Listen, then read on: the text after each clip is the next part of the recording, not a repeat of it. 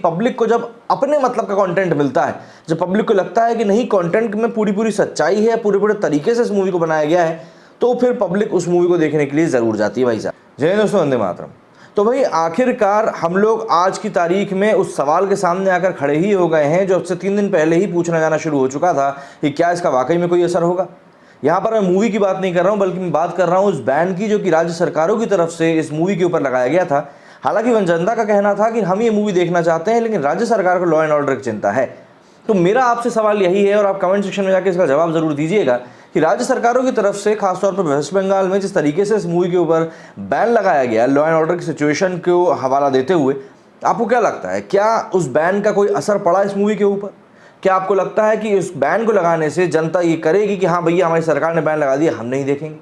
क्योंकि मुझे तो हाल फिलहाल में कलेक्शन देखकर ऐसा कोई असर व्यापक पड़ता हुआ नज़र नहीं आ रहा है। और यहाँ पर सीधे तौर पर मैं यही कहूँगा कि इस मूवी को बैन करने से शायद इस मूवी की एक वो अघोषित मार्केटिंग भी हो गई है जिसको कि शायद मेकर्स भी अचीव नहीं कर पाते। वहीं अगर हम बात करें आज के कलेक्शन की, तो कहीं ना कहीं ये मूवी अब कश्मीर फाइल्स को टक्कर देने पहुँच रही है। और आपको यकीन नहीं होगा ये जानकर कि किसी का भाई किसी की जान अब पीछे छूटती नजर आ रही है। मतलब सलमान खान की मूवी उतना कमाई नहीं कर रही थी सलमान खान की मूवी से, बल्कि इस मूवी ने तिगुना चौगुना कलेक्शन करके निकाला है। तो आप खुद सोचिए जरा इस बारे से कि पब्लिक को जब अपने मतलब का कंटेंट मिलता है, जब पब्लिक को लगता है कि नहीं कंटेंट में पूरी सच्चाई है, पूरे तरीके से इस मूवी को बनाया गया है, तो फिर पब्लिक उस मूवी को देखने के लिए ज़रूर जाती है भाई साहब। मतलब फिर आप मूवी को मतलब चलने से रोक ही नहीं सकते। लेकिन इस मूवी के साथ एक सबसे बड़ा धोखा भी हुआ है। उस धोखे के बारे में ही मैं सबसे पहले बात करने वाला हूँ, क्योंकि मुझे लिटरली ये चीज़ गलत लगी। जहाँ हम एक तरफ राज्य सरकारों के बारे में बात कर रहे हैं कि वो बैन लगा रही हैं, वहीं दूसरी तरफ हम देख रहे हैं कि मध्य प्रदेश में इस मूवी को टैक्स फ्री किया गया था। आपको याद ही होगा, यूपी में भी किया गया था। लेकिन अब ये बात निकल कर सामने आ रही है कि इस मूवी को टैक्स फ्री से हटा दिया गया है और अब इसके ऊपर 12% टैक्स लिया जाएगा।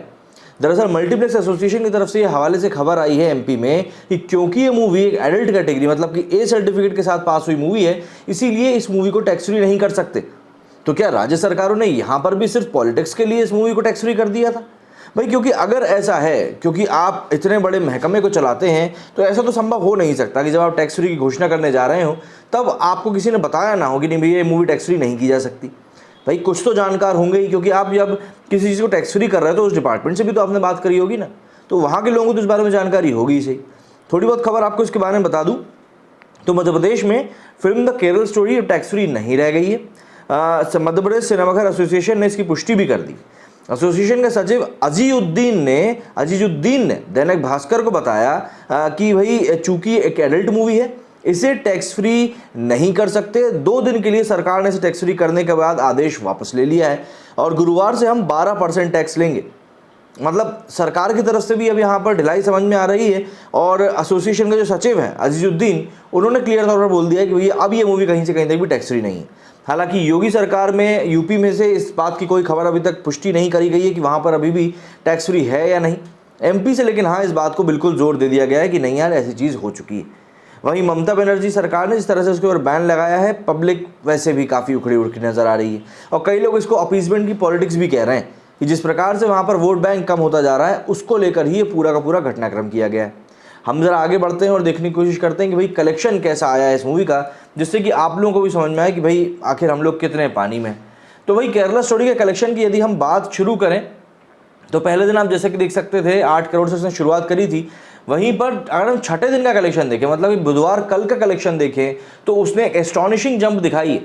मतलब कि 5वें दिन जहां इसने 11 करोड़ 10 लाख रुपए कमाए थे, तो वहीं छठे दिन अब इसका कलेक्शन 12 करोड़ रुपए क्रॉस कर रहा है। 12 करोड़ रुपए ये अपने आप में एक बड़ा अचीवमेंट इसलिए है क्योंकि ये जो आप देख रहे हैं ना सोमवार मंगलवार बुधवार, जिसमें ये क्रमशः 10 करोड़ से ऊपर की ही कमाई हुई है। 10 करोड़ 11 करोड़ 12 करोड़। ये जो तीनों दिन थे ये वर्किंग डे थे। ये जो तीनों दिन थे ये वर्किंग डे थे। ये कोई ऐसे दिन नहीं थे कि जिस दिन भैया छुट्टी रही हो या आंशिक छुट्टी रही हो। वर्किंग डे के दिन कोई मूवी अगर 10-10 करोड़ रुपए के ऊपर का कलेक्शन निकाल रही है, वो भी मात्र 30 से 35 करोड़ का बजट होने के बाद में, तो आप खुद समझ सकते हैं कि भाई मूवी लोगों को कितना ज़्यादा अट्रैक्ट कर रही है। और जब किसी का भाई किसी की जान के समय पर या दूसरी मूवीज़ के समय पर ये बात कही जा रही थी कि नहीं यार ये जो मूवीज़ हैं ये सिर्फ वर्किंग डे पर काम नहीं कर रही हैं बल्कि छुट्टियों में तो अच्छा काम कर रही हैं, तो भाई यहाँ पर ये सारी चीज़ें बेमानी से साबित होती हुई दिखाई दे रही। अब हम अगर आज के प्रेडिक्शन की बात करें थर्सडे की, तो प्रेडिक्शन के तौर पर आज भी करीब करीब 12 करोड़ के कलेक्शन का अनुमान लगाया जा रहा है। तो ऐसे में अगर हम देखें तो अनुमान को अगर हटा भी दें तो भी इस मूवी ने मोटा मोटा करके नहीं तो 69 करोड़ रुपए की कमाई तो कर ली। तो ऐसे में भाई ये काफ़ी अच्छी शुरुआत है, बल्कि काफ़ी एक अच्छी बिगिनिंग है। अगर मैं आपको इसके मैग्नीट्यूड बताने के लिए कंपैरिजन आपको दिखाऊं तो आप बस ये देखिए कि छठे दिन जहां केरला स्टोरी ने 12 करोड़ की कमाई करी है और मंगल को 11 की करी थी, तो अगर हम मंगल और बुध की किसी की जान की कमाई देखें पहले दिन की, तो ये आप मंगल की कमाई देख सकते हैं मात्र 6 करोड़ रुपए थी। बुधवार की कमाई तो और गिरकर 4.5 करोड़ रुपए आ गई थी और गुरुवार की कमाई और ज़्यादा गिर के 3.5 करोड़ रुपए आ गई थी। मतलब किसी की जान जो है पहले वीक की अगर हम बात करें तो मतलब कश्मीर फाइल्स से ही हार गई थी। कश्मीर फाइल्स ने अपने पहले हफ्ते के कलेक्शन में 97 करोड़ रुपए का कलेक्शन किया था, लेकिन यहाँ पर ये सारी चीज़ें जो हैं बिल्कुल गणित बिगड़ता हुआ सा नजर आ रहा है। मतलब किसी की जान ने, मुझे नहीं लगता यहाँ पे समझ में आने वाली कोई बात है जिसको मैंने अच्छा कलेक्शन किया। लेकिन अगर हम लोग यहाँ पर केरला स्टोरी की ही जैसे बात कर रहे हैं, नहीं इसने तो बहुत अच्छा कलेक्शन निकाला है और मुझे ऐसा प्रतीत हो रहा है कि संडे को जो इसने 16.5 करोड़ रुपए कलेक्शन निकाला था, आने वाले शनिवार और रविवार को दोनों ही दिन ये रिकॉर्ड टूटता हुआ नजर आ रहा है। मतलब कि शनिवार और रविवार को मुझे ऐसा प्रतीत हो रहा है कि ये जो मूवी है 16 करोड़ के आंकड़े को दोनों ही दिन पार करेगी और संभवतः ये बात पूरी पॉसिबिलिटी है कि अपने दूसरे वीकेंड में ये मूवी 100 करोड़ का आंकड़ा पार कर जाएगी। ऑलरेडी ये 70 करोड़ के ऊपर बैठी हुई है और 70 करोड़ कमाने के बाद में बिल्कुल ये बात पॉसिबिलिटी के साथ कही जा सकती है कि भाई ये मूवी जो है 100 करोड़ का आंकड़ा पार करेगी। तो जिस तरह का कलेक्शन है, कलेक्शन तो यही इंडिकेट कर रहा है कि भाई किसी भी तरीके से हो, लेकिन ये जो मूवी है इसको बैन का कोई असर नहीं पड़ा है। अपनी तूफानी कमाई से इस मूवी ने लिटरली सभी को चौंकाया है। और सबसे बड़ी बात यह है कि कई बार हम लोग देखते हैं कि भाई चीज़ें उस तरीके से आगे नहीं बढ़ती इस तरीके से बढ़नी चाहिए, लेकिन यहाँ पर आप देखेंगे तो ऐसा नहीं है कि सिर्फ कलेक्शन की ही बात हो रही है, मूवी के बारे में बात हो रहा है, मूवी के बारे में डिस्कशंस हो रहे हैं, मूवी को लेकर लोग अपनी तरफ से टिकट्स तक बांट रहे हैं। भाई आज किसी ने 10 टिकट कहीं बांटे, आज किसी ने 100 टिकट कहीं बांटे, तो इस तरीके से लोग टिकट तक बांट रहे हैं।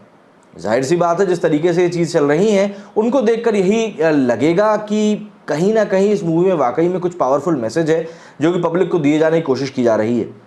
विपक्ष पूरी तरीके से यहाँ पर तैयार बैठा हुआ है कि भाई कैसे भी करके इस मूवी की बुराई करे। कल भी दिग्विजय सिंह ने इस मूवी को लेकर टिप्पणी करी थी। दिग्विजय सिंह मध्य प्रदेश से आते हैं, पूर्व सीएम रह चुके हैं वहाँ के 2 बार के, और उसके बाद ये मल्टीप्लेक्स एसोसिएशन की तरफ से खबर आना कि नहीं अब ये मूवी टैक्स फ्री नहीं रह गई है। तो यहाँ पर साम दाम दंड भेद हर तरीके से मुझे ऐसा लग रहा है कि इस मूवी की सफलता को रोकने की कोशिश की जा रही है, जो कि मुझे नहीं लगता कहीं से कहीं तक भी सही। और देखिए आज के परिवेश में जब हम देखते हैं तो इस प्रकार की मूवीज़ की ज़रूरत इसलिए है क्योंकि जागरूकता फैलाती हैं ये मूवीज़ बताती हैं कि हमारे समाज में किस प्रकार से बाहर के आतंकवादी यहाँ घुसकर हमारे देश को खोखला करने का काम कर रहे हैं। अगर आपको ध्यान हो तो पाकिस्तान जब भारत से जंग हार गया था तब उसने भी यही कहा था कि हम सीधे तौर पर तो शायद भारत से जीत नहीं सकते, लेकिन अब हम भारत को इतने हज़ार जख्म दे देंगे कि वो खून ही खून कर देगा और मतलब ख़त्म हो जाएगा देश। तो यहाँ पर कुछ ऐसा ही मॉड्यूल चल रहा है जिसके तहत भारत को अंदर से खोखला करने की कोशिश की जा रही है। तो मेरे भारत के युवाओं से बस यही अपील है कि भाई किसी भी तरीके से आप इन चीज़ों को समझें और आप अपने आस पड़ोस वालों को भी जितना ज़्यादा जागरूक कर सकें इस मूवी के बारे में उतना जागरूक करें। क्या कहना है आपका इस वीडियो के बारे में कमेंट करके ज़रूर बताएं। मेरे इस वीडियो में फिलहाल इतना ही। जय हिंद, जय भारत।